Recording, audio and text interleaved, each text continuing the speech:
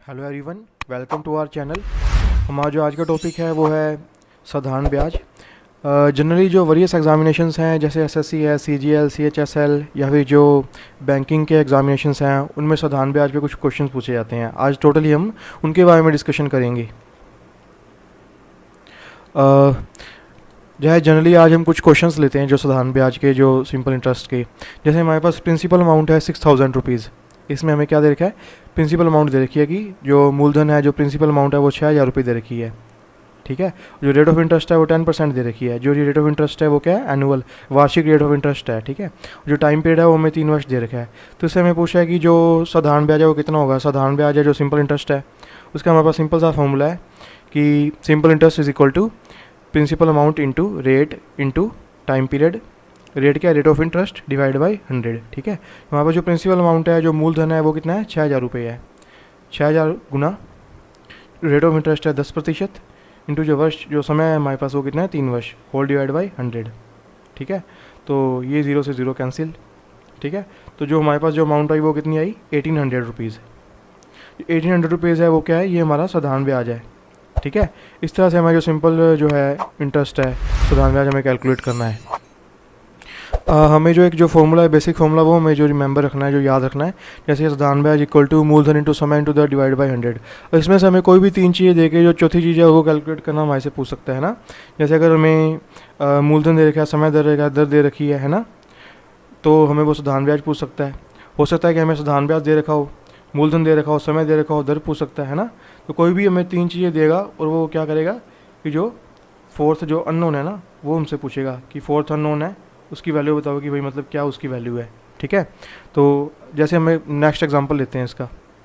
ये next example है हमारे पास अभी कि अब ये इसमें वही सेम हमारे पास अमाउंट दे रखी है, प्रिंसिपल अमाउंट 6000 रुपीज़ दे रखी है। 6000 रुपीज़ दे के हमसे पूछ रहा है कि भाई 3 महीने का ब्याज कैलकुलेट करो। बस जनरली इसमें 3-4 चीज़ें होती हैं कि पहला जो टाइम पीरियड है वो ईयर में दिया होगा। ठीक है। या फिर हमें वो क्या मंथ वाइज दिया होगा कि इतने मंथ के टाइम है, इसके बाद जो आप कैलकुलेट करो, या फिर डेज़ में दिया होगा। इसके अलावा कोई और अनदर फैक्ट नहीं है। जैसे पहले हमने ईयर का कैलकुलेट कर लिया, अब जैसे 3 मंथ का दे रखा है ना, तो अभी जैसे हमें सिंपल इंटरेस्ट कैलकुलेट करना है तो वही प्रिंसिपल अमाउंट 6000 रुपीज़। ठीक है। Into rate of interest 10% into time जैसे 3 मंथ है ना, तो हमें इसको क्या करना है, इसको हमें ईयर में कन्वर्ट कर लेना है। तो 12 से डिवाइड कर देना है। ठीक है। तो होल डिवाइड बाई 100। तो ये क्या हो गया, ईयर में कन्वर्ट हो गया। तो ये हमने 2 0 से मतलब 2 0 कैंसिल कर दी। तो ये कितना आया, 3 4 12 है ना, 4 15 60, मतलब 150 रुपीज़ जो हमारे पास क्या आ गया, सिंपल इंटरेस्ट आ गया। ऐसे हम कैलकुलेट कर लेते हैं, है ना। इसके बाद हमारे पास जो नेक्स्ट एग्जांपल है, जैसे इसमें इन्होंने क्या किया कि हमें डेज़ में दे रखा है कि वही सेम चीज़ कि भाई इतनी हमारे पास अमाउंट है 6000 रुपीज़ का, 10% की दर से 146 दिन का ब्याज कितना होगा। तो वही बस, है ना। उसके लिए हमें क्या करना है, जो सिंपल इंटरेस्ट है, simple interest is equal to principal amount, ठीक है, into rate of interest 10% into, अब हमें डेज़ में दे रखा है तो हम 146 डिवाइड बाई 365 कर देंगे, है ना। तो इससे क्या होगा, हमारे पास जो टाइम ईयर में आ जाएगा ना।